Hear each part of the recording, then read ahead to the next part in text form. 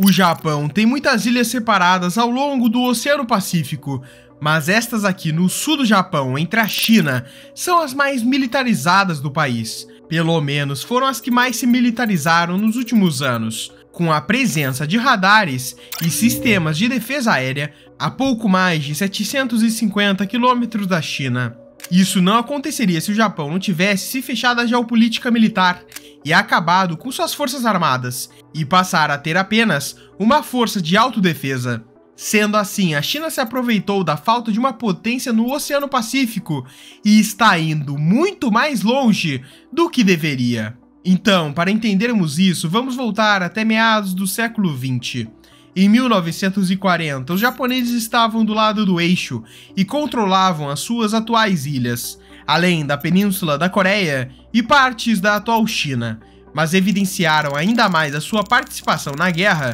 ao invadir a Indochina Francesa, local situado no Sudeste Asiático, entre o leste da Índia e o sul da China. A partir daí, começaram a expandir mais o seu poder por todo o Pacífico, expandindo para todo o Sudeste Asiático e controlando a região durante a Segunda Guerra Mundial. E antes mesmo disso, o histórico não era muito bom, com os japoneses invadindo a Península da Coreia e a região da Manchúria, na atual China, o que fez os japoneses ficarem conhecidos como grandes invasores. Mas quando a Segunda Guerra Mundial terminou em 1945, o Japão foi proibido de ter uma força armada, para que o país não tentasse novamente se voltar contra os aliados, ou até fazer o que era do seu feitio antes mesmo da Segunda Guerra. E ao longo das décadas pós-Segunda Guerra, o governo japonês aceitou não mais ser uma potência militar na região, tendo a presença americana aumentando cada vez mais no país.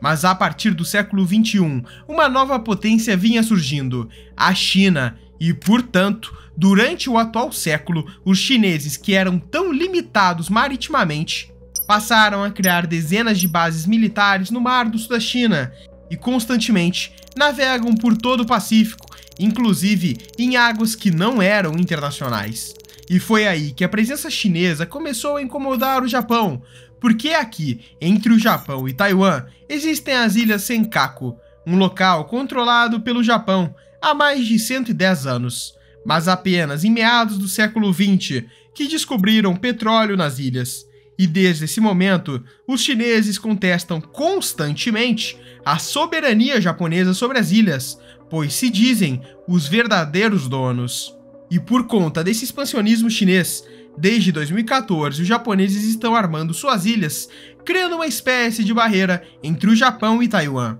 com os japoneses expandindo suas forças militares, com seu orçamento militar mais que dobrando em 2021, além da quantidade de navios e aeronaves sendo tremendamente expandido em território japonês. E tudo isso aumentou tremendamente quando o Japão viu o perigo do avanço chinês após a invasão da Ucrânia, um evento que mostrou para os chineses a reação do Ocidente a um país que está do seu lado ser invadido, o que fez as tensões estarem nos maiores níveis desde 2017 na região da Ásia Oriental, pois se a China invadir Taiwan, o Japão estará vendo a primeira frente de defesa sucumbindo logo ao seu lado,